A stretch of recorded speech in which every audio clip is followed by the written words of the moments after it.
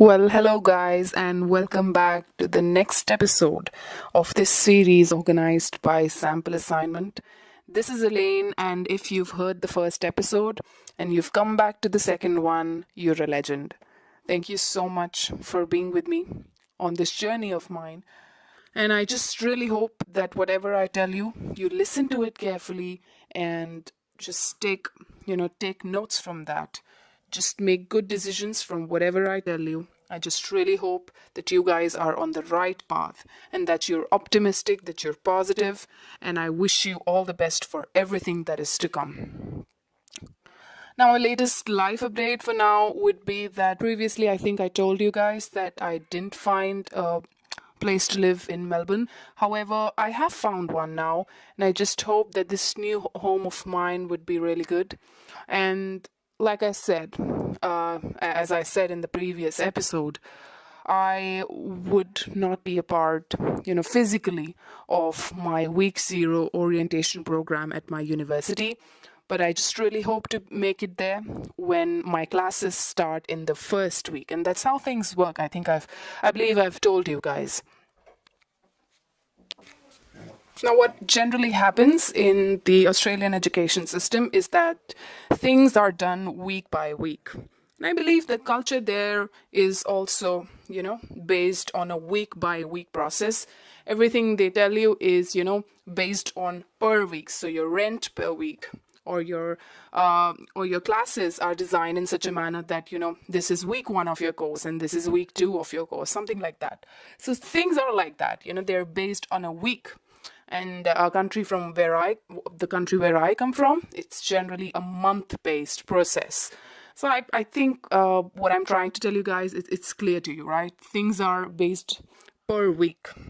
Even the rent of your apartment and the classes in your university, so on and so forth. So just really hope that I make it to my university when my first week starts, that is, my classes start.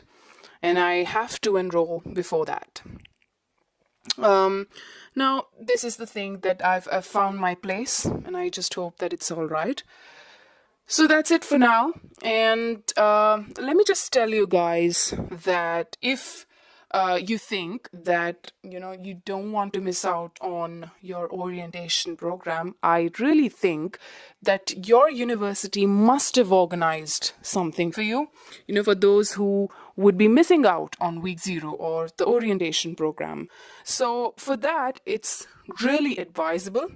Some of you guys might be wondering if you can actually do that, miss out on week zero. Is that allowed? And, will I be allowed to enroll in my course if I come a week late to my university? Well, I think you can, and because it's happened to me. So you can just email to the agent that helped you out with your application, or you could just email to the university itself directly that you wouldn't be reaching by the time your orientation starts. Or you could just simply visit the website of your program or your university, and I'm sure they'll guide you as to how you can not miss out on what happens in the orientation. I believe those guys keep you updated on the things that go on in week zero. So I'm sure that it's something that you can attend online or have information about online, and you can just physically be a part of the campus once you reach there. Speaking of which, in my case, like I said, I am not a part of the week zero at my university. However,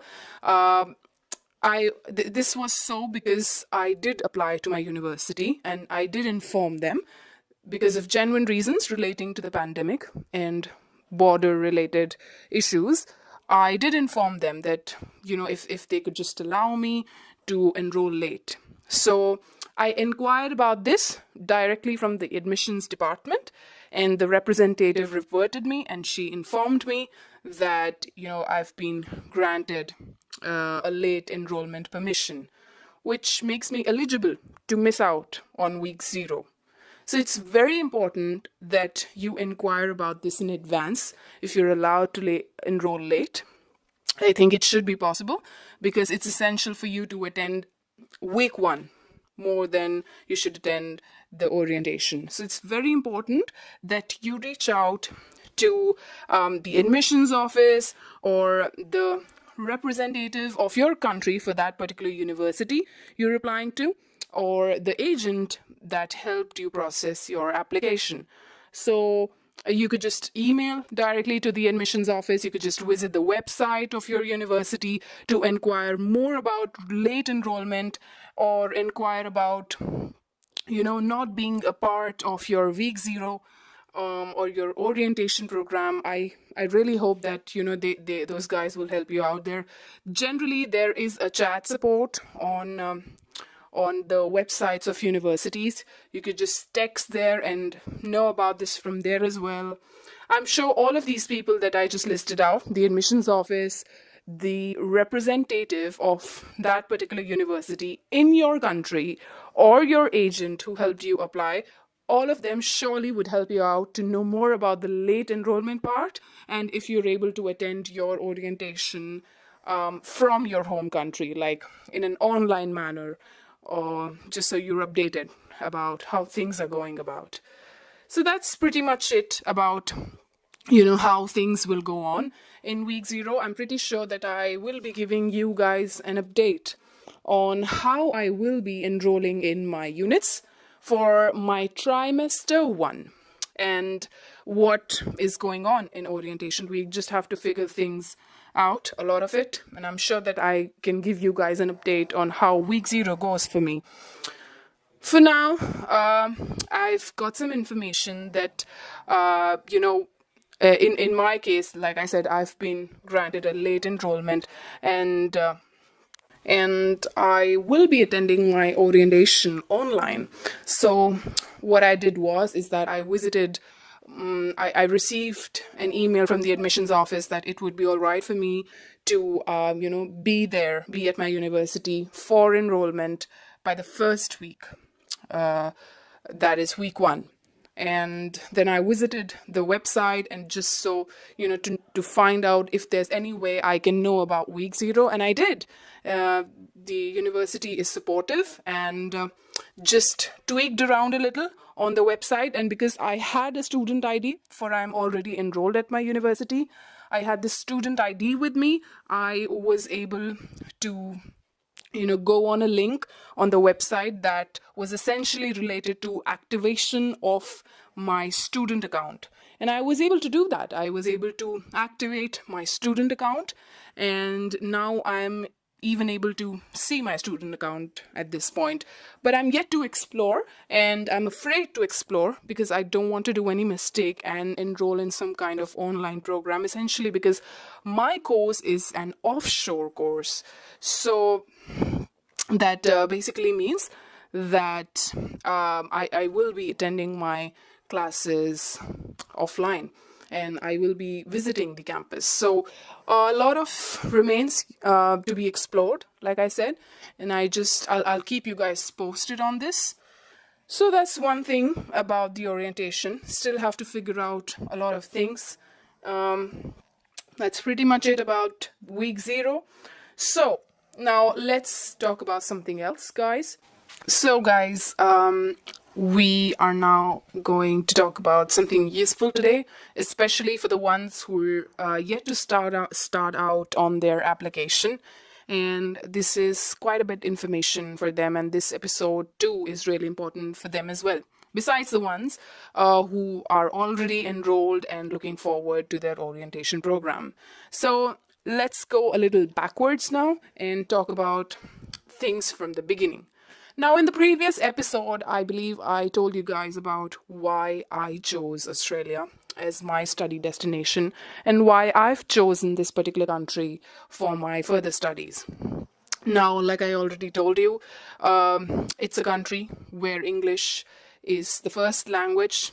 Didn't want to go to some other European country with a different language because English happens to be my second language, and it'll be my most comfortable language if I'm doing my studies abroad. And like I said, English is a very important language, I must say, and I should be fluent in it. I should only work towards getting proficient in this language, and it doesn't make any sense for me to learn another language and then go to a country where that particular language is spoken. So these are my personal opinions. That is why that is one reason. Second reason would be that the application process of Australia is generally easier when compared to other countries. And I've detailed this out in my first episode. And third reason is that I had the means and resources to apply to this country. It is slightly expensive, guys. I'm telling you this right now. It is slightly expensive, but if you have the resources and the means, and it also depends on the length of your course, then you should definitely go for it. I will definitely say that from the research that I've done, the education system is superb, and you will be a transformed personality. This is definitely my opinion, that at the end of your course you'll be smarter, you'll be independent, and you'll not only have your concepts on your tips, but you will have a practical understanding of your concepts. That I can say for sure. And this is what I've researched about, and I've researched about this. I've asked around. I've done a lot of asking around. So this is what I'm telling you, that these are the reasons why I chose Australia as my study destination. Now, the thing is that after you've chosen your country, and if you've chosen Australia, the next step is to choose your university to which you have to apply to. But before choosing the university, you should know which kind of course you are going into. And I detailed this out in the previous episode as well, that you must take the effort to analyze the courses which are present in different universities, depending upon the field you wish to go into. Now, one particular field can have a whole load of courses. So obviously there are courses such as masters in computer science, but then there are more niche courses like masters in data science, and then it further becomes narrow, masters in data analytics. So it really depends upon what you want to study. Now, there's a course called Masters in IT, and then there's a course called Masters in Cybersecurity, and then there's a course called Masters in Data Science, and there's a course, like I just told you, Masters in IT, and then you can specialize in cybersecurity. But that course is IT, so you are going to learn about a whole lot of things related to IT. But if you specifically want to study cybersecurity, then you should go for Masters in Cybersecurity only. Right? So it really depends on what you want to study. And if you are indecisive, confused, it's best for you to, take some time out to research about these courses, to compare these courses and the subjects within these courses. Now, subjects specifically are called units, and you have to take the time out to study the units given below each course. Now, you're going to see some overlapping units. And you'll see that some of the subjects or the units they're coming under IT as well, and they're coming under cybersecurity as well. But then this is where you have to make the decision. If you want to make your study related to only your particular interest, and I hope you guys get the gist. So that's one thing. This is highly a personal choice of which course you want to go for. It is very much dependent on your own interests of what you want to do in the future, your future planning. And it's really about a matter of personal choice of which course you want to go into in a particular field. And you don't really have to go on the course name itself. It's also about taking out the time to study the units and what is taught within those units. That's also very important. And you need to take out some proper time to analyze the units within different courses, and then you can compare those courses and so on and so forth. So previously, I believe I told you guys that about an example that I gave of data science and how data science could be taught in two different types of universities. So that's one example. Another example could be that, you are making a decision between data science and data analytics, though the latter being a branch of the former. That's quite right. But then again, the subjects or the units within these courses would be different. And then again, it really depends on what you want to study. And then you make a further choice. So something like this. I hope you guys get the gist. So it's very important for you to make a decision based on research. And it's not just about comparing the units within each subject. It's also about the research which you do at your own level, and that's through asking around. That's through asking people and visiting different blogs and visiting different question answer websites such as Quora. Maybe even making your own ID on Quora and posting a question there yourself. So do not be afraid to ask questions. That is what I will say. And do not think that you're asking too many questions or you're doing overthinking. It's fine to overthink. This is about your future, so it's all right. Also, but at the same time that I'll tell you at the same time that you don't have to be stressed out, and just take things at a good pace. You know what you want to do. You know what you want, what you're good at. Just make the right decision, and I know that it's going to be for the best. Now you've made your now you've compared the units and everything's done. And you now have quite a good idea about which courses involve or include what. Now the next step, it's very important. You must compare the fee structure of these programs that you're wanting to study, and there can be some wide disparity amongst the fee structure, and I'll come to that later as to why that happens. Why the fee structure is so different from each other. Fee structure of one university can be different from the other university when they're teaching two same programs, and might even have a lot of same units or subjects. So why why the disparity in the fee? You have to compare the fee. At this point, you just have to make a record. Why there is a fee disparity, I will tell you later. Like I said, you have to do a lot of asking around, a lot of research, talk to people. Now, how can you know about the teaching style of a particular course? And I'm referring to that example which I gave in the first episode about data science being taught in University A, which is coding based, and data science being taught in University B, which is stats based. So how can you know about all of this? It's very important that you ask around. It's great that you have friends or acquaintances studying in Australian universities, and they can tell you about their course, and they can also tell about their same course being taught in a different university. So it's very important that you talk around and get a gist of these things to know which course you should go for. So now, once you've decided upon the course, you have a pretty good idea of the fee. Now I will be happy to tell you guys about the next step. There are some categories of universities in Australia. Some are at the top.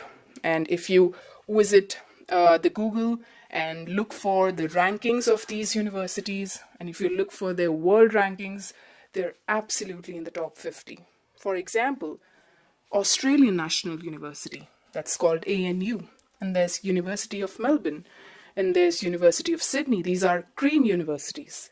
And they're at the top. They're in the top 50 when it comes to the world rankings of different universities of the world.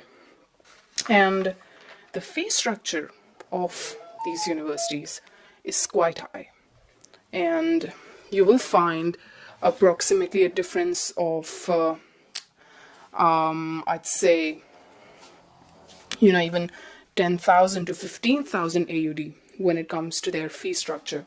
Should definitely visit their website and look out for a course that you'd like to study and the fee structure for that. Now the fee is quite high, in these universities. Well, friends, I think I've told you a lot for today. Don't want to wear you guys out. I'll surely be telling you guys about, the next part. I'll keep you guys posted. I'll tell you in the next episode, we're going to discuss more about the scholarships, the different categories of universities we have in Australia, and surely we'll getting into the process of application as well. So just keep safe, be safe during this time, and I hope to see you in the next episode. We have a lot of talking to do, a lot of information to exchange. So take care, friends, and see you soon.